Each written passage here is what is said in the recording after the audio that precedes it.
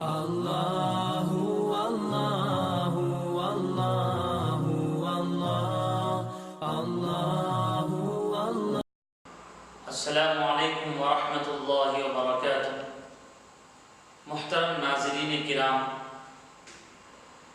ابھی گزشتہ کل 11 ربیع الاول کو حکومت کی جانب سے جو فیصلہ ہوا بابری مسجد کے متعلق کہ وہاں پر بابری مسجد کے بجائے رام مندر بنایا جائے، اس کے متعلق ہمارے اکابرین، ہمارے علماء کرام اس بات کی طرف ہم سب کی رہبری فرما چکے ہیں کہ ہم کو حکومت کی طرف سے جو فیصلہ ہوا ہے اس فیصلے کو ہم کو ماننا پڑے گا۔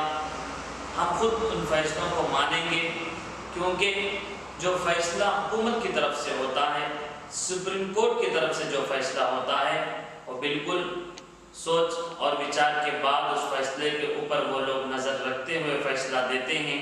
اس لیے ہمارے اکابر علماء کرام نے اس بات کو ان کے حوالے کیا، اور خصوصیت کے ساتھ ہمارے مسلم پرسنل لا بورڈ کے علماء کرام نے اور اس کے متعلق جتنے بھی احباب ہیں ان تمام کی مستقل اس فیصلے کے متعلق کاوشیں رہی، بڑی جد و جہد رہی ان کے ساتھ، مگر کیا کریں، فیصلہ جو ہوا بس ہو چکا ہے۔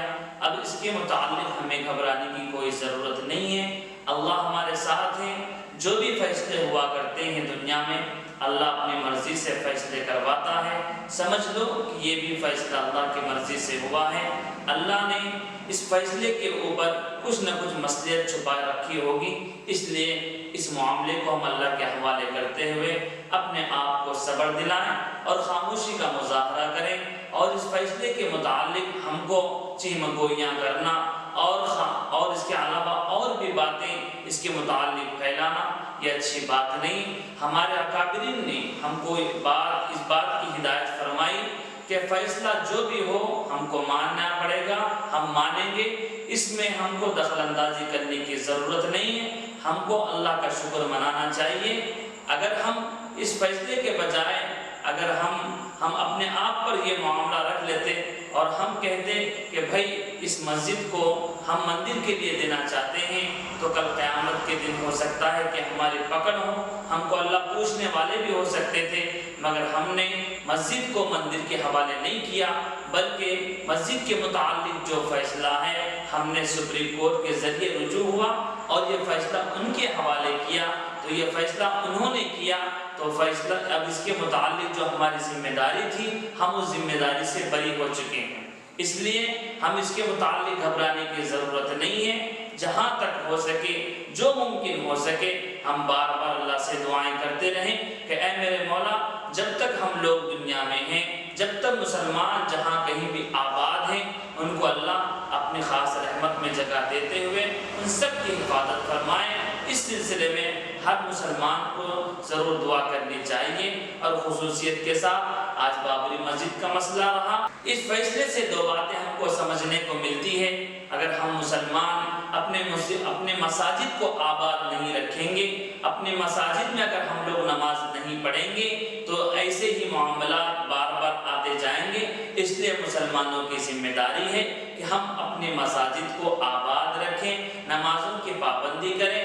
جو بھی فیصلے ہوا کرتے ہیں ہم اپنے مساجد میں بیٹھ کر علماء کرام، اکابرین امت کی نگرانی میں ہم اپنے مسئلوں کو حل فرمائیں، تو انشاءاللہ اس معاملے کو اور بھی احباب دیکھیں گے اور سمجھیں گے کہ جہاں کہیں مسلمان آباد ہوتے ہیں، مساجد کی طرف رجوع ہوتے ہیں، تو یہ مسلمان غلط نہیں کر سکتے۔ یہ میسج ہم اپنے آپ سے دینے کا اہتمام کریں۔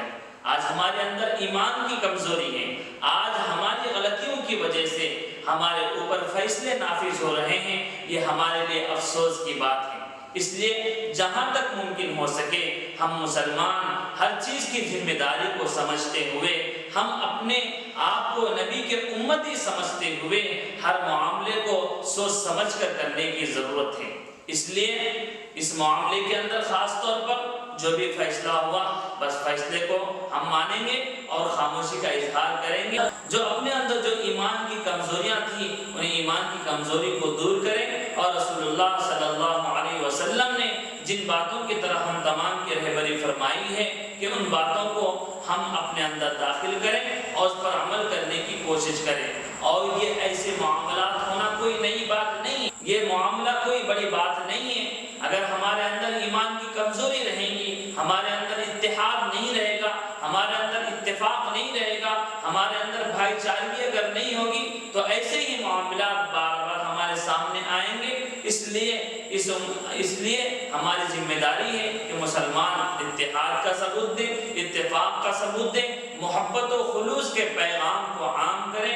ہر مسلمان کو چاہنے لگے اور مسلمان خصوصیت کے ساتھ ہر مذہب والے کو بھی چاہنے لگے.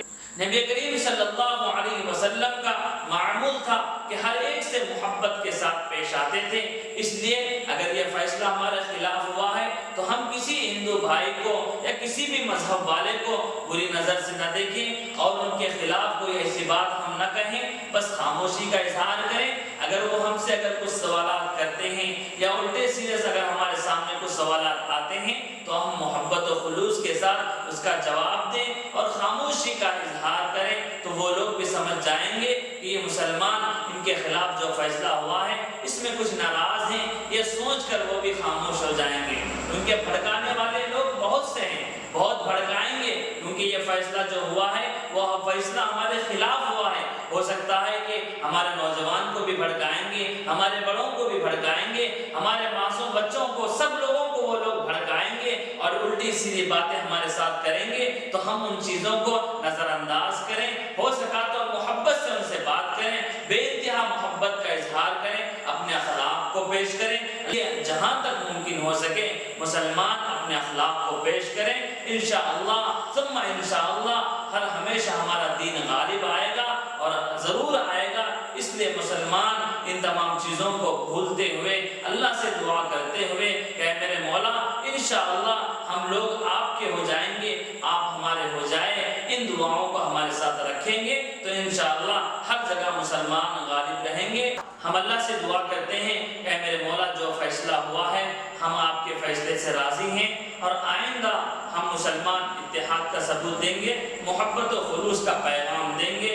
انشاءاللہ یہی چند باتیں تھی آپ کی خدمت میں رکھنے کی. اس لیے جو باتیں گزر چکی ہیں اس کو بھول جائیں، ہم اپنے ایمان کو تقویت دینے کی کوشش کریں. اللہ سے دعا ہے کہ اللہ تبارک و تعالیٰ جو بات کہی گئی ہے اس پر ہم تمام کو عمل کی توفیق عطا فرمائیں.